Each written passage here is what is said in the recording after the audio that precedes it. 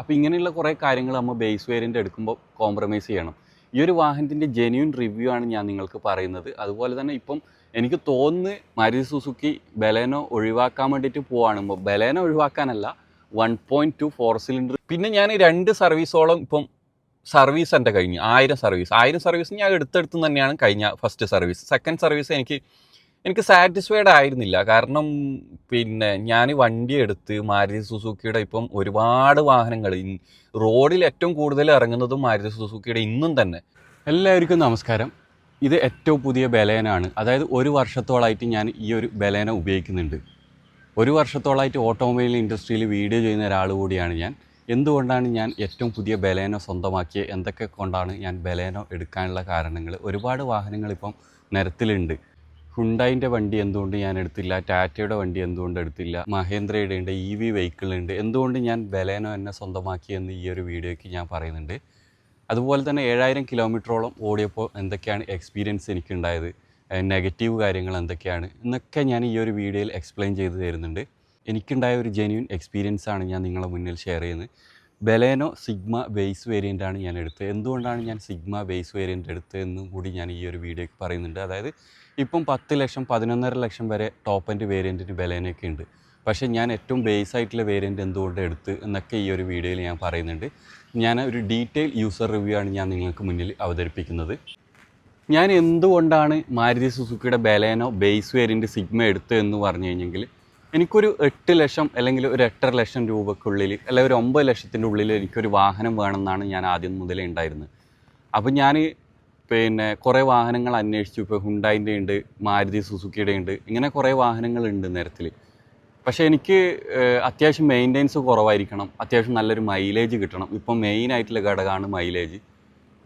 പിന്നെയെന്ന് പറഞ്ഞു കഴിഞ്ഞെങ്കിൽ എനിക്ക് ചിലപ്പം പെട്ടെന്ന് വിൽക്കേണ്ടി വന്നു കഴിഞ്ഞാൽ റീസെയിൽ മാർക്കറ്റ് കൂടെ എനിക്ക് ഈ ഒരു ഞാൻ എടുക്കാൻ പോകുന്ന വാഹനത്തിന് കിട്ടണമെന്നുണ്ട്. അതുകൊണ്ടാണ് ഞാൻ മാരുതി സുസുക്കിയുടെ ബലേനോ ചൂസ് ചെയ്ത്. അപ്പം ബലേനോ ചൂസ് ചെയ്യുമ്പം ബലേനോയിൽ തന്നെ ബേസ് വേരിയൻ്റ് ഉണ്ട്, അതിൻ്റെ ടോപ്പ് എൻഡ് വേരിയൻ്റ് വരെ 11-11.5 ലക്ഷം രൂപ വരെയൊക്കെ ഉണ്ട്. അപ്പോൾ ഞാൻ അതൊന്നും എടുക്കാണ്ട് ബേസ് ആയിട്ടുള്ള വേരിയൻ്റ് എടുത്തതെന്ന് പറഞ്ഞ് എനിക്ക് അത്യാവശ്യം വേണ്ട ഫീച്ചേഴ്സ് മതിയായിരുന്നു. അതായത് നല്ലൊരു മ്യൂസിക് സിസ്റ്റം വേണമെന്ന് എനിക്ക് നിർബന്ധമുണ്ടായിരുന്നു. അതുപോലെ 4 സ്പീക്കറും ഒരു മ്യൂസിക് സിസ്റ്റം ഞാൻ ആഡ് ചെയ്തു, റിവേഴ്സ് ക്യാമറയും. ഇത് ഷോറൂമിൽ തന്നെ ആഡ് ചെയ്തതാണ്, വേറെ പ്രത്യേകിച്ചിട്ടൊന്നും കൂടുതലായിട്ട് ആഡ് ചെയ്തില്ല. പിന്നെ ഇതിൽ ബേസ് വേരിയൻ്റ് തന്നെ വരുമ്പം റിവേഴ്സ് സെൻസർ ഉണ്ട്, പിന്നെ അതുപോലെ റിമോട്ട് ഉണ്ട്, നമുക്ക് ഗ്ലാസ് 4 ഹോൾഡ് ചെയ്യാനുള്ള നമുക്ക് ഇതിൽ ഷോറൂം വരുമ്പം തന്നെ ഉണ്ട്. പിന്നെ നമുക്ക് റിയർ AC ഇല്ല, പിന്നെ സ്റ്റിയറിംഗ് കൺട്രോൾ ഇല്ല, ഓട്ടോമാറ്റിക് AC കൺട്രോൾ വരുന്നുണ്ട്. പിന്നെ നമുക്ക് കീലെസ് എൻട്രി ഇല്ല, പുഷ് ബട്ടൺ സ്റ്റാർട്ട് ഇല്ല. ഒരു നല്ല കുറച്ച് ഫീച്ചേഴ്സ് വേണം എന്നുള്ളവർക്ക് ഒരിക്കലും ഈ ഒരു വേരിയൻറ്റ് ചൂസ് ചെയ്യാൻ വേണ്ടിയിട്ട് പറ്റില്ല. പക്ഷേ ഞാൻ സാറ്റിസ്ഫൈഡ് ആയിരുന്നു ഈ കുറച്ച് ഫീച്ചേഴ്സിൽ. അതുകൊണ്ടാണ് ഈ ഒരു വേരിയൻ്റ് എടുത്തത്. എനിക്ക് കൂടുതൽ ഫീച്ചേഴ്സ് വേണമെന്നില്ല, നല്ല മ്യൂസിക് സിസ്റ്റം 4 സ്പീക്കറും വേണം. എനിക്കതെന്തായാലും അർജൻറ്റായിരുന്നു. പിന്നെ എന്ന് പറഞ്ഞു കഴിഞ്ഞാൽ 12 വോൾട്ടിൻ്റെ ചാർജിങ് സ്പോട്ട് ഉണ്ട്, അതുകൊണ്ട് നമുക്ക് മൊബൈലൊക്കെ ചാർജ് ചെയ്യാൻ വേണ്ടിയിട്ട് പറ്റും. ഈ ഒരു വാഹനം ബേസ് ആണെന്ന് മനസ്സിലാകാണ്ടിരിക്കാൻ വേണ്ടിയിട്ട് ഞാൻ 2 മിററിന് പെയിൻറ്റ് ചെയ്തു. അതുപോലെ തന്നെ 4 ഡോർ പാഡിനും കൂടെ പെയിൻറ്റ് ചെയ്തു. അത് ഷോറൂമിൽ നിന്ന് ഇറക്കുമ്പോൾ തന്നെ ഞാൻ പെയിൻറ്റ് ചെയ്തു. പിന്നെ നമ്മൾ കോംപ്രമൈസ് ചെയ്യേണ്ടത് ഇതിൻ്റെ LED ലൈറ്റ്, LED അല്ല ലൈറ്റ് വരുന്നത്, ഫോഗ് ലൈറ്റ് വരുന്നില്ല. അപ്പോൾ ഇങ്ങനെയുള്ള കുറേ കാര്യങ്ങൾ നമ്മൾ ബേസ് വേരിയൻ്റ് എടുക്കുമ്പോൾ കോംപ്രമൈസ് ചെയ്യണം. അതുപോലെ തന്നെ ഇപ്പം എനിക്ക് തോന്നുന്നു മാരുതി സുസുക്കി ബലേനോ ഒഴിവാക്കാൻ വേണ്ടിയിട്ട് പോവാണ്. ബലേനോ ഒഴിവാക്കാനല്ല, 1.2 4 സിലിണ്ടർ എന്നുള്ളത് 3 സിലിണ്ടർ ആക്കിയിട്ട് മാറ്റാൻ പോകുന്നു. അങ്ങനെ ഹൈബ്രിഡ് വേർഷൻ അടുത്ത മാസം മുതൽ വരുന്നു എന്നൊക്കെ കേൾക്കുന്നുണ്ട്. പക്ഷേ ഈ ഒരു ബലേനോ മാരുതി സുസുക്കിയുടെ എപ്പോഴത്തും ഒരു ലെജൻഡറി വാഹനമായിരിക്കും ഈ ഒരു വാഹനം. ഇനിയിപ്പോൾ ഇവർ ചേഞ്ച് കൊണ്ടുവന്നാൽ എത്രമാത്രം ആൾക്കാർ സ്വീകരിക്കുന്നൊന്നും നമുക്ക് പറയാൻ വേണ്ടിയിട്ട് പറ്റില്ല. അപ്പം ബേസ് വേരിയൻ്റ് എടുക്കുമ്പോൾ ഇങ്ങനെയൊക്കെ കുറേ കാര്യങ്ങൾ കോംപ്രമൈസ് ചെയ്യേണ്ടത്. ഇതിന് നെഗറ്റീവ് ഉണ്ട്. ഈ ഒരു ബേസ് വേരിയൻ്റ് എടുത്തുകൊണ്ടുള്ള നെഗറ്റീവും, അതായത് ബലേനോയുടെ നെഗറ്റീവും ഒക്കെ ഞാൻ ഈ ഒരു വീഡിയോയിൽ ഞാൻ പറയുന്നുണ്ട്. നിങ്ങൾ മുഴുവനായിട്ട് വീഡിയോ കാണാൻ വേണ്ടിയിട്ട് ശ്രദ്ധിക്കുക. കാരണം എന്ന് പറഞ്ഞാൽ കുറച്ച് സ്കിപ്പ് ചെയ്താൽ നിങ്ങൾക്ക് ഈ ഒരു വീഡിയോയിൽ ഞാൻ എല്ലാ കാര്യങ്ങളും പറയുന്നത് നിങ്ങൾക്ക് മനസ്സിലാക്കാൻ വേണ്ടിയിട്ട് പറ്റില്ല. ബലേനോയുടെ കംപ്ലീറ്റ് ഒരു ലുക്ക് എടുത്ത് കാണിക്കണമെങ്കിൽ ഒരു അലോയിങ് കൂടെ വേണം. പക്ഷേ ഈ ഒരു വാഹനത്തിന് അലോയ് വരുന്നില്ല. നമുക്ക് ആഫ്റ്റർ മാർക്കറ്റ് ചെയ്യാൻ വേണ്ടിയിട്ട് പറ്റും, ഒരുപാട് കാര്യങ്ങൾ നമുക്ക് ആഫ്റ്റർ മാർക്കറ്റ് ചെയ്യാൻ വേണ്ടിയിട്ട് പറ്റും. ഞാൻ പ്രത്യേകിച്ചിട്ടൊന്നും ചെയ്തിട്ടില്ല. ഇപ്പം വാറൻറ്റി ഇഷ്യൂ അങ്ങനെയൊക്കെ പറയുന്നുണ്ട് പുറത്തുനിന്ന് ചെയ്യുമ്പം. അപ്പോൾ അതൊക്കെ കൊണ്ട് ഞാൻ ചെയ്തിട്ടില്ല. അപ്പോൾ ഇനി ചെയ്യണം എന്നുണ്ട്, നോക്കട്ടെ. LED ലൈറ്റൊക്കെ അത്യാവശ്യമായിട്ട് വേണ്ടതാണ് ഈ ഒരു വാഹനത്തിന്. ഈ ഒരു വാഹനത്തിനല്ല, ലൈറ്റിൻ്റെ കാര്യം പറയുകയാണെങ്കിൽ വളരെ മോശം ലൈറ്റാണ് ഇപ്പോൾ കമ്പനി വരുന്നത്. നമുക്ക് ഹൈവേയിലൊന്നും പോകുമ്പം അത് ലൈറ്റ് ഒരു വേണ്ട ലൈറ്റൊന്നും നമുക്ക് ഈ ഒരു വാഹനത്തിൽ ലഭിക്കുന്നില്ല. അതുപോലെ തന്നെ മൈലേജിൻ്റെ കാര്യം ഞാൻ നിങ്ങളോട് പറയുന്നുണ്ട്. മൈലേജ് എനിക്ക് നല്ലൊരു മൈലേജാണ് ഇപ്പം നിലവിൽ കിട്ടുന്നത്. ഒരു 5000-ൻ്റെ സർവീസും കൂടി ഞാൻ കഴിഞ്ഞു. ആദ്യമൊന്നും എനിക്ക് നല്ലൊരു മൈലേജ് കിട്ടുന്നുണ്ടായിരുന്നില്ല. മൈലേജിൻ്റെ കാര്യം നമുക്ക് പറയാം. ഈ ഒരു ബലേനോയുടെ മൈലേജിൻ്റെ കാര്യം പറയുകയാണെങ്കിൽ ഞാൻ ആദ്യം വണ്ടി എടുത്ത് ഒരു 1000 കിലോമീറ്ററൊക്കെ ആകുമ്പോൾ തന്നെ എനിക്ക് 12-13 മൈലേജ് കിട്ടുന്നുണ്ടായിരുന്നു. നമ്മൾ പുതിയ വണ്ടി എടുത്തപാട് ആവേശത്തിൽ നല്ല RPM കൊടുത്ത് നല്ല കാല് കൊടുത്ത് നമ്മൾ വണ്ടി ഓടിക്കും. അങ്ങനെ ഓടിക്കുമ്പോൾ എനിക്കൊരു 12-13, പിന്നെ 1000-ൻ്റെ സർവീസ് കഴിഞ്ഞ് പിന്നെ ഒരു 2-3000 കിലോമീറ്ററൊക്കെ ഓടുമ്പോൾ ഞാൻ വിചാരിച്ചു എന്തുകൊണ്ട് ഇങ്ങനെ 12-13 മാത്രം എനിക്ക് കിട്ടുന്ന മൈലേജ്. ശരിക്കും കമ്പനി ഒരു 15, 16, 17 കിട്ടുമെന്ന് പറയുന്നുണ്ട്. 20 വരെയൊക്കെ ഉണ്ടെന്ന് തോന്നുന്നു ബലേനോക്ക് മൈലേജ് പറയുന്നത്. എന്തായാലും ഒരു 15, 16, 17 കിട്ടണം. അപ്പം ഞാൻ ചിന്തിച്ചിട്ട് പിന്നെ ഞാൻ കുറേ നോക്കി എന്തുകൊണ്ട് ഇത്ര കുറവ് എനിക്ക് മൈലേജ് കിട്ടുന്നത്. പിന്നെ പലരും പറയലുണ്ട് ഒരു 5000 അല്ലെങ്കിൽ ഒരു 10000-ൻ്റെ സർവീസൊക്കെ കഴിയുമ്പോഴാണ് കൂടുതൽ മൈലേജ് കിട്ടാൻ സാധ്യതയെന്ന്. RPM കുറച്ച് ഓടിക്കാൻ തുടങ്ങി. ഒരു 1.5 RPM-ൽ, അത് 3rd ഗിയറിലാണെങ്കിൽ 4th ഗിയറിലാണെങ്കിൽ 5th ഗിയറിലാണെങ്കിൽ ഞാൻ അങ്ങനെ ഓടിച്ച് മൈലേജ് കിട്ടാൻ വേണ്ടിയിട്ട് ഓടിക്കാൻ തുടങ്ങി. ശരിക്കും നമ്മൾ വണ്ടി ഓടിക്കുമ്പോൾ EV വെഹിക്കിളാണെങ്കിലും ഒരു ഐസ് എഞ്ചിൻ വെഹിക്കിളാണ്, ഏത് വണ്ടി ഓടിക്കുമ്പോൾ നമ്മൊരു ഡ്രൈവിംഗ് കൾച്ചർ ഉണ്ടാക്കിയെടുക്കുക എന്നുള്ളത് ഞാൻ പഠിച്ചൊരു പാഠമാണ്. കാരണം നമ്മളൊരു അർജൻറ്റ് ഇല്ലെങ്കിൽ നമ്മൾ എന്തിനാണ് വെറുതെ കാല് കൊടുത്തിട്ട് നമ്മൾ പോയിട്ട് വെറുതെ നമുക്ക് അറിയാം നമുക്ക് വണ്ടിക്കും ദോഷമാണ്. പിന്നെ അതുപോലെ നമുക്കിപ്പോൾ പെട്രോളിൻ്റെ വില വളരെ കൂടുതലാണ്. അപ്പം നമുക്ക് മൈലേജ് എന്ന് പറയുന്ന ഒരു പ്രധാന ഘടകം തന്നെയാണ്. ഞാനിപ്പം എൻ്റെ യൂസേജ് നോർമൽ യൂസേജ് എന്ന് പറഞ്ഞിട്ടാണ് ഞാൻ ഒരു ഐസ് എഞ്ചിൻ വെഹിക്കിൾ എടുത്തത്. ഞാനിപ്പോൾ ചിന്തിക്കുന്നത് എനിക്ക് ഒരു 5 മാസത്തിൻ്റെ ഇടയ്ക്ക് 7000 കിലോമീറ്ററോളം, ഒരു 6 മാസത്തിൻ്റെ ഇടയ്ക്ക് 7000 കിലോമീറ്ററോളം ഓടേണ്ട വന്ന സ്ഥിതിക്ക് ഞാൻ വിചാരിക്കുന്ന ഒരു EV വെഹിക്കിൾ എടുത്താൽ മതിയായിരുന്നു എന്നുള്ളൊരു ചിന്ത വരുന്നത്. കാരണം ഓടുന്നവർക്ക് എപ്പോഴും ലാഭം EV വെഹിക്കിൾ തന്നെയാണ്. കാരണം ഞാൻ എനിക്ക് 2 വീലർ ഉണ്ടായിരുന്നു, ബൈക്ക് ഉണ്ടായിരുന്നു. ഈ ബൈക്ക് ഉപയോഗിക്കാൻ ഇടക്ക്, അതുപോലെ തന്നെ കാറ് അത്യാവശ്യം എടുക്കാമെന്ന് പറഞ്ഞിട്ടാണ് ഞാൻ കാർ എടുത്തത്. പക്ഷേ കാർ എടുത്തതിന് ശേഷം ഞാൻ ബൈക്ക് എടുക്കാറ് തന്നെ കുറവാണ്. കാരണം ഇപ്പോൾ മഴയും കൂടിയാണ്, എവിടെ പോകാനും കാർ എടുത്തിട്ട് തന്നെയാണ് പോകല്, ബൈക്ക് എടുക്കാറില്ല. അപ്പം അങ്ങനെയുള്ള ഒരു സാഹചര്യം കൂടെ വന്ന് അങ്ങനെ ഓടേണ്ട ഒരു സാഹചര്യം മുമ്പേ എനിക്ക് ഉണ്ടായിന്ന് തോന്നിയിരുന്നെങ്കിൽ ഞാനൊരു ചെറിയൊരു EV വെഹിക്കിൾ എടുത്താൽ എനിക്ക് ലാഭമായിരുന്നു എന്ന് ഇപ്പം തോന്നുന്നുണ്ട്. RPM 1.5 പിടിച്ചിട്ട് ഞാൻ ഒരു 50-60, ഏത് ഗിയറിലാണെങ്കിൽ 3rd-ലാണെങ്കിൽ 1.5 RPM, അതാണ് ഞാൻ ശ്രദ്ധിക്കാറുള്ളത്. അങ്ങനെ ഓടിക്കാൻ തുടങ്ങുമ്പോൾ എനിക്ക് ഹിൽ ഏരിയയിലെല്ലാം ഒരു 15, 16, 17 കിട്ടാൻ തുടങ്ങി. ഹിൽ ഏരിയയിൽ, സിറ്റിയിൽ ഒരു 15, 16 കിട്ടുന്നത്. പിന്നെ 5000-ൻ്റെ സർവീസൊക്കെ കഴിഞ്ഞ്, 5000-ൻ്റെ സർവീസ് കഴിയുന്നതിന് മുമ്പ് എനിക്കൊരു മാംഗ്ലൂരേക്ക് പോകാനുണ്ടായിരുന്നു. മംഗലാരം, നമ്മൾ കാസർഗോഡുകാർക്ക് നിയറസ്റ്റ് ആണ് മാംഗ്ലൂർ, ഒരു 100 കിലോമീറ്റർ എൻ്റെ നാട്ടിൽ നിന്ന്. അപ്പം ഞാനും എൻ്റെ ഒരു ഫ്രണ്ട് ഉണ്ടായിരുന്നു ഒരു ഫംഗ്ഷന് പോകാൻ വേണ്ടിയിട്ട്. കാരണം കാസർഗോഡ് നിന്ന് മാംഗ്ലൂർ, തലപ്പാടി വരെ ഇപ്പം കേരളത്തിൽ വന്ന പുതിയ ഹൈവേ കംപ്ലീറ്റ് വർക്ക് കഴിഞ്ഞു. അതായത് ഇപ്പോൾ ഒരു അരമണിക്കൂർ മതി കാസർഗോഡ് സിറ്റിയിൽ നിന്ന് നമുക്ക് മാംഗ്ലൂരേക്ക് പോകാൻ വേണ്ടിയിട്ട്. 10-60 കിലോമീറ്റർ ഉണ്ട്, 60-70 ഉണ്ടെന്ന് തോന്നുന്നു. അങ്ങനെ ഞാൻ ആ ഒരു ഹൈവേയിൽ പോകുമ്പോൾ ഞാൻ പരീക്ഷിക്കാൻ തുടങ്ങി. കാരണം 6 വരെ റോഡ് കംപ്ലീറ്റ് ആയി, പണിയൊക്കെ കംപ്ലീറ്റ് ആയി. ഒരു സൈഡ് 3 ലൈനാകുന്നില്ല. അങ്ങനെ ഞാൻ നടുക്കത്തെ ലൈനിൽ 5th ഗിയർ ഇട്ട് 1.5 RPM-ൽ പിടിച്ച് ഞാൻ പോകുമ്പോൾ, കാരണം അപ്പം എനിക്ക് മനസ്സിലായി ഇത് നമ്മൾ ഓടിക്കുന്നതിൻ്റെ മിസ്റ്റേക്ക് കൊണ്ടാണ് നമുക്ക് മൈലേജ് കിട്ടാത്തതെന്ന്. അപ്പോൾ എനിക്ക് 24 വരെ കിട്ടി.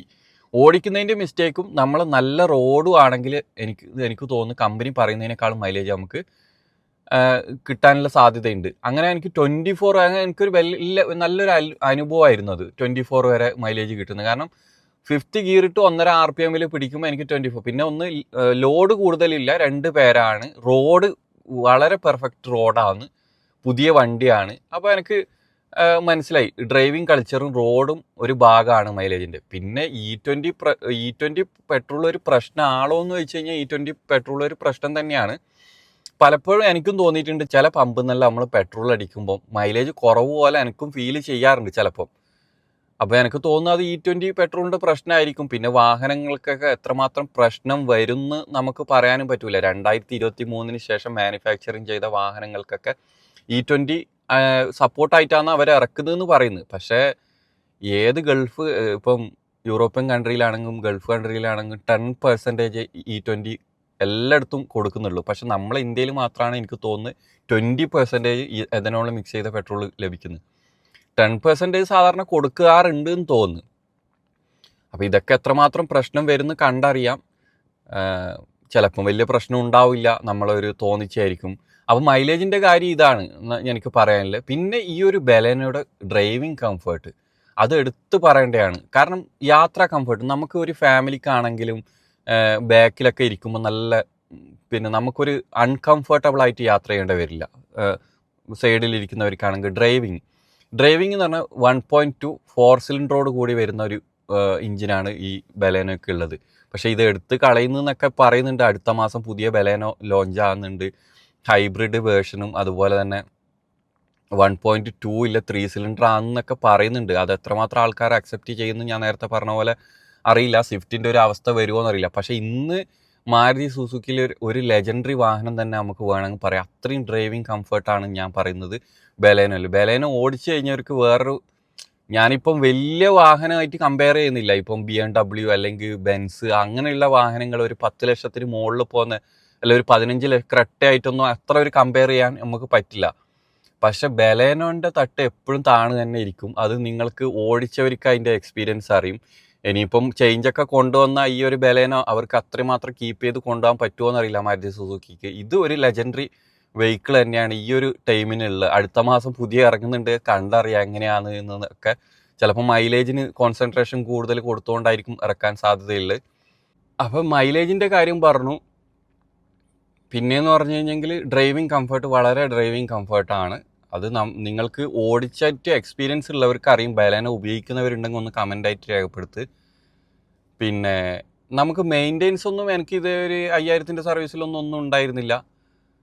പിന്നെ ഞാൻ കോംപ്രമൈസ് ചെയ്തിട്ടുണ്ട് ഒരുപാട് കാര്യങ്ങൾ ഈ ഒരു ബലേനോ ബേസ് വേരിയൻ്റ് എടുത്തുകൊണ്ട്. നമുക്ക് അറ്റ്ലീസ്റ്റ് സ്റ്റിയറിംഗ് കൺട്രോൾസ് വരെ ഇല്ല. അതൊക്കെ നമ്മൾ ചെയ്യണം, കാരണം അത്രയും കുറഞ്ഞിട്ട് നമുക്ക് കിട്ടുന്നതാണ്. ഞാൻ പറഞ്ഞ പോലെ നേരത്തെ കുറച്ച് കാര്യങ്ങൾ, മ്യൂസിക് സിസ്റ്റവും 4 സ്പീക്കർ മാത്രമേ ഷോറൂമിൽ നിന്ന് ആഡ് ചെയ്തില്ലൂ. വേറെ ഫീച്ചേഴ്സ് ആയിട്ടൊന്നുമില്ല. ഈ ഫീച്ചേഴ്സ് ഇല്ലാത്തതിൻ്റെ ബുദ്ധിമുട്ടും എനിക്ക് ഉണ്ടായിട്ടുണ്ട്, അത് ഞാൻ പറയാം. അപ്പോൾ ഓവറോൾ ഒരു 6 മാസത്തിൻ്റെ ഇടയ്ക്ക് എനിക്ക് ഈ ബലേനോയിൽ തോന്നിയിട്ടുള്ള കാര്യങ്ങൾ എന്ന് പറഞ്ഞാൽ, പിന്നെ 7000 കിലോമീറ്ററിൻ്റെ ഇടയ്ക്ക് എനിക്ക് നല്ലൊരു ഫീലാണ്. ഞാൻ വേറെ ആൾക്ക് ഈ ഒരു വേരിയൻറ്റ് ഈ ഒരു ബലേനോ ഞാൻ റെക്കമെൻഡ് ചെയ്യുന്നുണ്ട്. പിന്നെ നെഗറ്റീവ് സൈഡിലേക്ക് വരികയാണെങ്കിൽ എനിക്ക് നെഗറ്റീവായിട്ട് തോന്നിയെന്ന് പറഞ്ഞാൽ, ഈ ഒരു വേരിയൻ്റ് എടുക്കുന്നതുകൊണ്ട് ഞാൻ പറഞ്ഞ നേരെ ഫസ്റ്റ് മുതലേ പറയുന്നത് കോംപ്രമൈസ്. അത് സ്റ്റിയറിംഗ് കൺട്രോൾ നമുക്കില്ല. നമുക്ക് പെട്ടെന്നൊന്ന് വോളിയം കൺട്രോൾ ഡ്രൈവിങ്ങിൻ്റെ ഇടയ്ക്ക് ചെയ്യണം എന്നുണ്ടെങ്കിൽ നമുക്ക് സ്റ്റിയറിംഗ് കൺട്രോൾ അല്ലെങ്കിൽ മ്യൂട്ട് ഒക്കെ ചെയ്യണം എന്നുണ്ടെങ്കിൽ സ്റ്റിയറിംഗ് കൺട്രോൾസ് വേണം. പിന്നെ പലപ്പോഴും കൺജസ്റ്റഡ് ആയ ഏരിയയിൽ പോയിട്ട് നമ്മൾ വണ്ടി നിർത്തുന്നുണ്ടെങ്കിൽ മിറർ ഹോൾഡ് ചെയ്യണമെങ്കിൽ നമ്മൾ കൈ കൊണ്ട് തന്നെ ഹോൾഡ് ചെയ്യണം. മിറർ അഡ്ജസ്റ്റ് ചെയ്യാൻ വേണ്ടിയിട്ട് പറ്റൂല. പിന്നെ ചിലപ്പോഴൊക്കെ റിയർ AC പിന്നെ ആൾക്കാർ പറയാറുണ്ട് ബാക്കിലേക്ക് എത്തുന്നില്ല. പക്ഷെ അത് ഞാൻ ഇവിടെ റിയറിൽ നിന്നുള്ള AC ഇട്ടിട്ട് അഡ്ജസ്റ്റ് ചെയ്യാറുണ്ട്, ബാക്കിലേക്ക് എത്തും ഇവിടുന്ന് തന്നെ. പിന്നെയെന്ന് പറഞ്ഞാൽ എനിക്ക് പ്രധാനമായിട്ട് തോന്നിയൊരു പ്രശ്നമാണ് റിയറിലുള്ള വൈപ്പർ ഇല്ലാത്ത ഈ ഒരു വാഹനത്തിന്. അത് മഴക്കാലത്ത്, ഇപ്പോൾ പ്രത്യേകിച്ചിട്ട് മഴക്കാലത്ത് എനിക്ക് ബാക്കിലേക്ക് കാണുന്നില്ല. വൈപ്പർ ഉണ്ടായതിനും കുറച്ചും കൂടെ നല്ലതായിരുന്നു. കാരണം ഇതൊന്നും ബലേനയുടെ കുഴപ്പമോ മാരുതി സുസുക്കിയുടെ കുഴപ്പമല്ല, എൻ്റെ കുഴപ്പമാണ്. ഞാൻ ചെറിയ പൈസ കുറഞ്ഞിട്ട് കിട്ടണമെന്നില്ല ഒരു വേരിയൻ്റ് എടുത്തുകൊണ്ടാണ് ഈ ഒരു പ്രശ്നമൊക്കെ. കൂടിയ വേരിയൻ്റ് എടുക്കുമ്പോൾ അതിനനുസരിച്ചിട്ടുള്ള ഫീച്ചേഴ്സ് കിട്ടും, അതിനനുസരിച്ചിട്ട് നിങ്ങൾക്ക് സാറ്റിസ്ഫൈഡ് ആകാം. എനിക്ക് സാറ്റിസ്ഫൈഡ് അല്ല എന്നല്ല, ബലേനോ എന്നൊരു വാഹനം ഇതുവരെ ഉപയോഗിച്ചതിൽ ഞാൻ 100% സാറ്റിസ്ഫൈഡ് ആണ്. പക്ഷേ ഫീച്ചേഴ്സിൻ്റെ കാര്യത്തിൽ എനിക്ക് കുറച്ച് ഈ വൈപ്പറൊക്കെ എനിക്ക് എന്തായാലും വേണമെന്നുണ്ടായിരുന്നു. പിന്നെ മിറർ അഡ്ജസ്റ്റ്മെൻ്റ് ഒക്കെ എനിക്ക് പ്രശ്നമില്ല. നമ്മളൊരു അഡ്ജസ്റ്റ്മെൻറ്റിൽ, ഞാൻ വണ്ടി ആരും മാറി ഓടിക്കുന്നില്ല, ഒരു അഡ്ജസ്റ്റ്മെൻറ്റിൽ വെച്ച് കഴിഞ്ഞാൽ, സീറ്റും അഡ്ജസ്റ്റ്മെൻറ്റിൽ വെച്ച് കഴിഞ്ഞാൽ പിന്നെ ഇടയ്ക്കിടയ്ക്ക് മിറർ അഡ്ജസ്റ്റ് ചെയ്യേണ്ട ആവശ്യം വരുന്നില്ല. പിന്നെ മിറർ ഹോൾഡ് ചെയ്യാൻ പറ്റൂല, അത് നമ്മൾ ഇറങ്ങിയിട്ട് കൈ കൊണ്ട് തന്നെ ഹോൾഡ് ചെയ്യണം. പിന്നെ ഡ്രൈവിങ്ങിൻ്റെ ഇടയ്ക്ക് മ്യൂട്ടൊക്കെ ചെയ്യണമെന്നുണ്ടെങ്കിൽ സോങ് അത് പറ്റൂല. പിന്നെ അത് നമുക്ക് ഒരു ശീലമായി കഴിഞ്ഞാൽ കുഴപ്പമില്ല, അത് നമുക്ക് ഇൻഫോർടൈൻമെൻറ്റ് സിസ്റ്റത്തിൽ തന്നെ മ്യൂട്ട് ചെയ്യാം. അപ്പം മെയിനായിട്ട് എനിക്ക് തോന്നിയത് ഈ ഒരു വേരിയൻ്റ് എടുത്തിട്ടാകുമ്പോൾ ഇല്ല പ്രശ്നം എന്ന് പറഞ്ഞാൽ റിയർ വൈപ്പർ മഴക്കാലത്തൊക്കെ ഒരു പ്രശ്നമായിട്ട് തോന്നിയിട്ടുണ്ട്. പിന്നെ ബലേനയിലുള്ള കോമൺ ആയിട്ടുള്ള പ്രശ്നം എന്ന് പറഞ്ഞെങ്കിൽ എല്ലാം ഡ്രൈവിംഗ് കംഫർട്ടാണ്, യാത്രാ കംഫർട്ടാണ്, എല്ലാം ഓക്കെയാണ്, പെർഫെക്റ്റ് വണ്ടി തന്നെയാണ്. പക്ഷേ ഏറ്റവും പ്രധാനപ്പെട്ട ബലേനോ കോമൺ ആയിട്ടുള്ള പ്രശ്നം എന്ന് പറഞ്ഞു കഴിഞ്ഞെങ്കിൽ ഇതിൻ്റെ ഗ്രൗണ്ട് ക്ലിയറൻസ് തന്നെയാണ്. അത് നമ്മളിപ്പം സ്വാഭാവികമായിട്ട് ഒരു സെഡാൻ മോഡൽ, ഒരു പ്രീമിയം ഹാഷ് ബാക്ക് വണ്ടി ഹൈറ്റ് ഉണ്ടാവില്ല. ഒരു SUV ആയിരിക്കൂല. നമ്മൾ SUV ആകുമ്പം നമുക്ക് ഗ്രൗണ്ട് ക്ലിയറൻസ് അത്യാവശ്യം കിട്ടും. ഇതെന്ന് പറഞ്ഞു കഴിഞ്ഞാൽ നമ്മൾ ഏത് സ്ഥലത്ത് പോയി കഴിഞ്ഞാലും അടി തട്ടും. ഏത് സ്ഥലത്തല്ല, അത്യാവശ്യം ചെറിയൊരു കൺജസ്റ്റഡ് ഏരിയയിലെല്ലാം പോയി കഴിഞ്ഞാൽ അടി തട്ടും. ഒരു ബലേനോ യൂസേഴ്സിൻ്റെയും ബമ്പർ തട്ടാത്ത ഒരാളും ഉണ്ടാവില്ല എന്ന് എനിക്ക് തോന്നുന്നു. ഞാൻ അത്രയും കെയർ ചെയ്തിട്ട് എടുക്കാറുണ്ട്, എന്നാലും എൻ്റെ കുറേ തട്ടിയിട്ടുണ്ട്. അടി നോക്കിക്കഴിഞ്ഞ് ബമ്പർ തട്ടാത്ത ഒരു ബലേനോ യൂസറും ഉണ്ടാവില്ല എനിക്ക് തോന്നുന്നു. നിങ്ങൾക്ക് ആർക്കെങ്കിലും അങ്ങനത്തെ ഇനി ബമ്പർ തട്ടാണ്ട് ഓടിച്ചു പോകുന്നവരാരെങ്കിലും ഉണ്ടെങ്കിൽ ഒന്ന് കമൻറ്റ് ചെയ്യണം. അത് സിറ്റിയിലാണെങ്കിൽ ഹിൽ ഏരിയയിലാണെങ്കിലും ചെറിയ ഏരിയയിൽ പോകുമ്പോൾ തന്നെ ബമ്പർ തട്ടാനില്ല, അടി തട്ടാനില്ല ചാൻസ് ഉണ്ട് ബലേനോയിൽ. അതൊരു മെയിൻ നെഗറ്റീവാണ്. കാരണം എന്ന് പറഞ്ഞാൽ ഗ്രൗണ്ട് ക്ലിയറൻസ് ഇല്ല. പക്ഷെ ഗ്രൗണ്ട് ക്ലിയറൻസ് വരുന്നതിനനുസരിച്ചിട്ട് ഒരു SUV മോഡലാകുമ്പോൾ ഈ ഒരു ഡ്രൈവിംഗ് കംഫർട്ടും യാത്രാ കംഫർട്ടും നമുക്ക് കിട്ടില്ല. ഇതാകുമ്പോൾ നമ്മൾ ഒഴുകി പോവാന്ന് റോഡിൽ ബലേനോ. അത് ഈ ഒരു ഡിസൈൻ ആയതുകൊണ്ടാണ് നമുക്ക് ആ ഒരു കംഫർട്ട് കിട്ടുന്നത്. പിന്നെ ഞാൻ 2 സർവീസോളം ഇപ്പം സർവീസ് എൻ്റെ കഴിഞ്ഞു. 1000 സർവീസ് ഞാൻ എടുത്തെടുത്ത് തന്നെയാണ് കഴിഞ്ഞ ഫസ്റ്റ് സർവീസ്. സെക്കൻഡ് സർവീസ് എനിക്ക് സാറ്റിസ്ഫൈഡ് ആയിരുന്നില്ല. കാരണം പിന്നെ ഞാൻ വണ്ടി എടുത്ത് മാരുതി സുസുക്കിയുടെ ഇപ്പം ഒരുപാട് വാഹനങ്ങൾ റോഡിൽ ഏറ്റവും കൂടുതൽ ഇറങ്ങുന്നതും മാരുതി സുസുക്കിയുടെ ഇന്നും തന്നെ.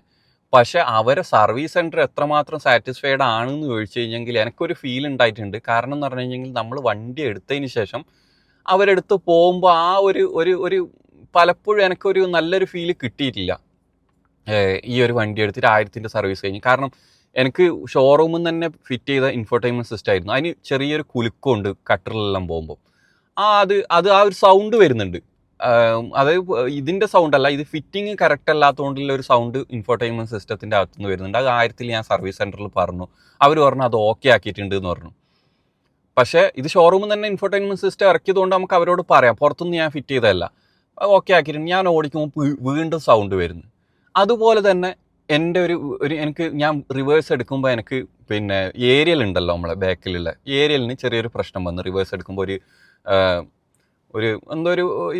ഒരു സാധനത്തിന് കൊണ്ടിട്ട് ആ ഏരിയലിന് പ്രശ്നം വന്ന് ഏരിയലും പൊട്ടി, അതിൻ്റെ റിസീവർ ചെറുങ്ങനെ പൊങ്ങുകയും ചെയ്തു.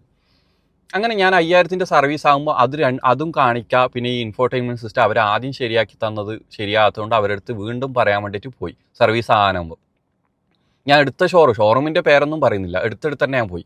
പക്ഷേ എടുത്തെടുത്ത് പോയി എനിക്ക് നല്ല റെസ്പോൺസേ അല്ല, നെക്സേ അല്ല, പക്ഷേ എനിക്ക് നല്ല റെസ്പോൺസ് ഇല്ല. അവരെടുത്തുനിന്ന് ഒരു നല്ലൊരു കാര്യമല്ല എനിക്ക് കിട്ടിയത്. പലരും പറയലുണ്ട് പുതിയ മാരുതി സുസുക്കിയുടെ വണ്ടി എടുത്ത് കഴിഞ്ഞ് കഴിഞ്ഞാൽ പിന്നെ അവർ സർവീസിന് പോകുമ്പോൾ ഒന്നും ആ ഒരു കമ്മിറ്റ്മെൻറ്റ് നമ്മളോട് കാണിക്കാറില്ല എന്ന്. അപ്പോൾ എനിക്കും അങ്ങനെ തോന്നി ഞാൻ എടുത്തെടുത്തുനിന്ന് സർവീസിന് പോകുമ്പോൾ. ഞാൻ വിചാരിച്ചു എന്താ ഇപ്പോൾ ഇവരിങ്ങനെ പെരുമാറും നമ്മളോട് ഇങ്ങനെയാണെങ്കിൽ നമ്മൾ ഒരു ഓട്ടോമൊബൈൽ ചെയ്യുന്ന ആളാണ്, പക്ഷെ നമ്മൾ അറിയുന്നില്ല അവിടെ പോയിട്ടാകുമ്പം. എന്നിട്ട് എൻ്റെ ഒരു ഫ്രണ്ട് ഉണ്ടായിരുന്നു, എൻ്റെ നാട് എന്ന് പറഞ്ഞാൽ കാസർഗോഡ് ജില്ലയിൽ നീലേശ്വരം കാഞ്ഞങ്ങാടിൻ്റെ പരപ്പ എന്ന് പറഞ്ഞ സ്ഥലമാണ്. പരപ്പ ബാനുള്ള എൻ്റെ ഒരു പഴയ നമ്മൾ പഠിക്കുമ്പോഴുള്ള ഒരു പയ്യനുണ്ട്, കാസർഗോഡ് നെക്സൈൽ വർക്ക് ചെയ്യുന്ന. അവനെ ഞാൻ വിളിച്ചു. അവൻ ആദ്യം സൂപ്പർവൈസർ ആയിട്ട്, ഇപ്പം സൂപ്പർവൈസറാണ്, ആദ്യം മെക്കാനിക്കായിട്ട് കയറിയിട്ട് സർവീസിൽ ഇപ്പോൾ സൂപ്പർവൈസറായാണ്. അവനെ വിളിച്ചിട്ട് അവൻ പറഞ്ഞു കുഴപ്പമില്ല കൊണ്ടുവന്നോ. അപ്പം ഞാൻ 5000 സർവീസും ആയിരുന്നു ചെയ്ത് ഇവൻ ഈ സൗണ്ട് വരുന്ന ഇൻഫോർടൈൻമെൻറ്റ് സിസ്റ്റത്തിൻ്റെ സൗണ്ട് വരുന്നത് ഇല്ലാണ്ടാക്കി ഈ ഏരിയലിൻ്റെ പ്രശ്നവും തീർത്ത് തന്ന് ആകെ എനിക്ക് 200 രൂപയാൻ്റെ ആയിട്ടുള്ളൂ. ഫസ്റ്റ് പോയടുത്ത് വലിയ പൈസയും പറഞ്ഞു എന്നോട്, പിന്നെ അങ്ങനെ ചെയ്യണം ഇങ്ങനെ ചെയ്യണം എന്നൊക്കെ പറഞ്ഞു, കുറേ നാൾ വെയിറ്റ് ചെയ്യണം. ഇവൻ്റെ അടുത്ത് പോയിട്ടാകുമ്പോൾ നമുക്ക് നല്ലൊരു ഇതാണ്. കാരണം ഞാൻ എടുത്ത് പറയുന്നതാണ് കാസർഗോഡ് നെക്സ, അത് എനിക്ക് തോന്നുന്നു ആസ്റ്റർ മിംസിൻ്റെ അടുത്തുള്ള ചെങ്കള നെക്സ, വളരെ പെർഫെക്റ്റ് ആയിട്ടുള്ള സർവീസാണ് എനിക്ക് കിട്ടിയത്. ഞാൻ 100% സാറ്റിസ്ഫൈഡ് ആണ്. ഞാൻ വേറെ ആർക്കും റെക്കമെൻഡ് ചെയ്യുന്നു. എനിക്ക് അവൻ്റെ അടുത്ത് എബിൻ രാജ് എന്നാണ് അവൻ്റെ പേര്, കാസർഗോഡ് ജില്ലയിൽ അവൻ അവിടെ സർവീസ് സൂപ്പർവൈസറാണ്. അപ്പം ഞാൻ അവനോട് പിന്നെ നമ്മളെ ഒരു പരിചയത്തിൻ്റെ പുറത്തായിരിക്കും, പക്ഷെ അവൻ ഒരു പരിചയത്തിൻ്റെ പുറത്ത് മാത്രമാണെന്ന് തോന്നുന്നില്ല. കാരണം ഒരു താഴെ തട്ടുന്ന് കയറിയിട്ട് ഇപ്പം സർവീസ് സൂപ്പർവൈസറാണ്, സർവീസ് മാനേജർ ആയി അവൻ മാറി. അപ്പം പിന്നെ എല്ലായിടത്തും അങ്ങനെയല്ല, പക്ഷെ നല്ല അനുഭവങ്ങളും ഉണ്ട്. പക്ഷെ കൂടുതൽ ആൾക്കാർ മോശം അനുഭവങ്ങൾ സർവീസിൻ്റെ പറയുമ്പോഴാണ് പ്രശ്നങ്ങളായിട്ട് വരൽ. നമ്മളൊരു വാഹനം വിറ്റാൽ മാത്രം പോരാ, ആ വിൽക്കുന്നത് അവരെ എങ്ങനെ കെയർ ചെയ്യണം, അങ്ങനെ കസ്റ്റമേഴ്സിനെ സാറ്റിസ്ഫൈഡ് ചെയ്യണം എന്നുള്ളതും കൂടെ നിങ്ങൾ മാരുതി സുസുക്കി ശ്രദ്ധിക്കണം. ഇത് മാരുതി സുസുക്കി അല്ല ശ്രദ്ധിക്കേണ്ടത്, ശരിക്കും ഡീലർമാരാണ്. അപ്പം ഇത്രയും കാര്യങ്ങളാണ് എനിക്ക് ബലേനോ ഒരു 6 മാസത്തിൻ്റെ ഇടയ്ക്കുള്ള ഒരു യൂസർ റിവ്യൂ എനിക്ക് നിങ്ങളോട് ഷെയർ ചെയ്യാനുള്ളത്. ഞാൻ ജെന്യൂൻ യൂസർ റിവ്യൂ ആണ് ഞാൻ നിങ്ങളോട് ഷെയർ ചെയ്തത്. അതുപോലെ നിങ്ങൾക്ക് എന്തെങ്കിലും ജെന്യൂൻ യൂസർ റിവ്യൂ നിങ്ങളുടെ വാഹനത്തിൻ്റെ പറയാൻ താല്പര്യമുണ്ടോ എന്നെ കോൺടാക്ട് ചെയ്യുക. ഇൻസ്റ്റഗ്രാമിൽ ഷമീം PK എന്നുള്ള ID ഉണ്ട്, അതിൽ മെസ്സേജ് ചെയ്താൽ മതി. എല്ലാം എൻ്റെ നമ്പർ ഇതിൽ കിട്ടും, മൊബൈൽ നമ്പർ, വാട്സപ്പ്, കോൾ ചെയ്യുക. അതുപോലെ ഈ ഒരു ചാനൽ ഈസ്റ്റ് കേരള എന്ന് പറഞ്ഞ ചാനൽ ഞാൻ ഫോക്കസ് ചെയ്യുന്ന യൂസർ റിവ്യൂ അതുപോലെ കാറിൻ്റെ പുതിയ റിവ്യൂസ് ഒക്കെയാണ്. ജെന്യൂൻ റിവ്യൂ ആണ് ഞാൻ നിങ്ങൾക്ക് മുന്നിൽ എത്തിക്കുന്നത്. നിങ്ങൾ ആദ്യമായിട്ട് ചാനൽ കാണുകയാണെങ്കിൽ ചാനലൊന്ന് സബ്സ്ക്രൈബ് ചെയ്തിടുക, നിങ്ങൾക്ക് എന്തായാലും ഉപകാരപ്പെടും. നിങ്ങളുടെ വിലയേറെ കമൻറ്റുകളൊക്കെ ഒന്ന് രേഖപ്പെടുത്തുക. ബലേനോ ഉപയോഗിക്കുന്നവരും അതുപോലെ മാരുതി സുസുക്കിയുടെ വാഹനത്തിനെ കുറിച്ചിട്ടുള്ള അഭിപ്രായങ്ങളൊക്കെ ഒന്ന് കമൻ്റായിട്ട് രേഖപ്പെടുത്തുക.